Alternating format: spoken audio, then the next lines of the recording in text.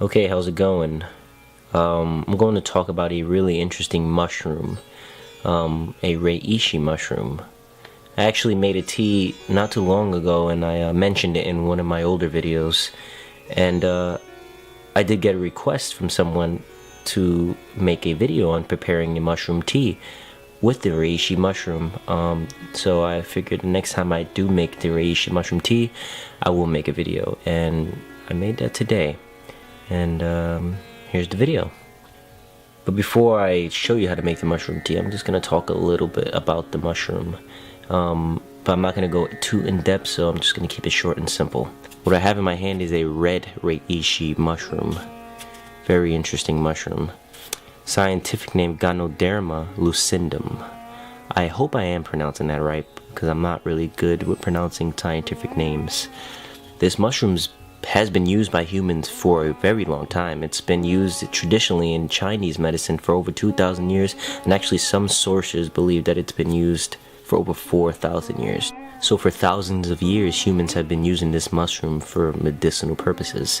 You can even see it in ancient Chinese art, where the mushroom is depicted as the mushroom of immortality.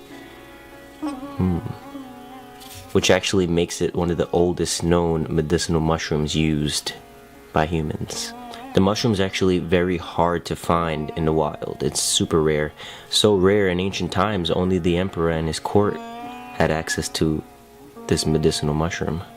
Many benefits, from anti-tumor, anti-cancer, antiviral, immune system booster, stabilizes blood sugar, helps kidneys, does a lot of things. It's soft when fresh and actually is pretty solid when dried. That's due to a carbohydrate called chitin, which actually makes up the cell walls of this fungi.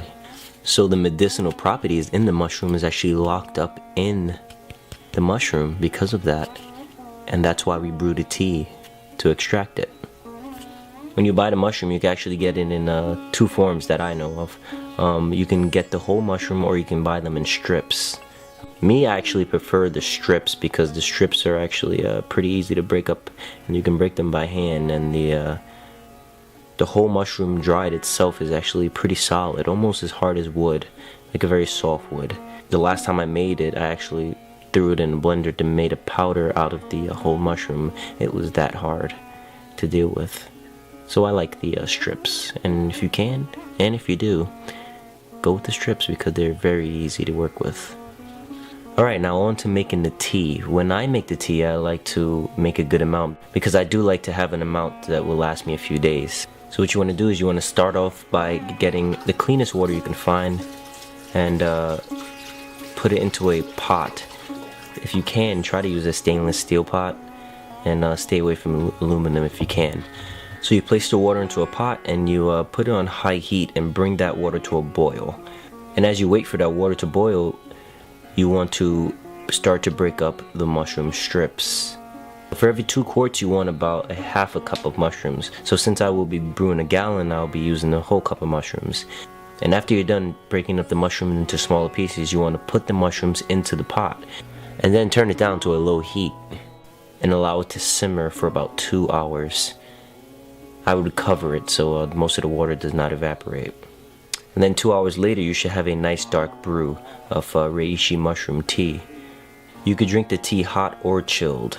I like a hot cup of reishi mushroom tea, and I also like it chilled, so after I'm done with the batch, I put it into the refrigerator to store for later.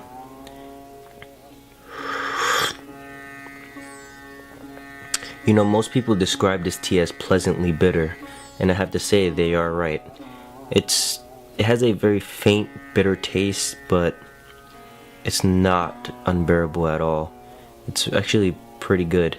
Some people use sweeteners. You can use ginger, you can use honey. I would stay away from refined sugars because then it kind of defeats the purpose of making this a health drink. It has a very earthy flavor, so if you like things with a very earthy flavor, this tea is for you. Lately, I've actually been really interested in mushrooms, mushroom foraging, and just learning about different varieties of mushroom, poisonous, edible, medicinal, all types of mushrooms. And It's fascinating, you know. And I do hope to start growing my own mushrooms, my own edible mushrooms, because they're really expensive and they're pretty fun to grow. So I hope this was a good demonstration of how to make the Reishi mushroom tea. And yeah, till next time.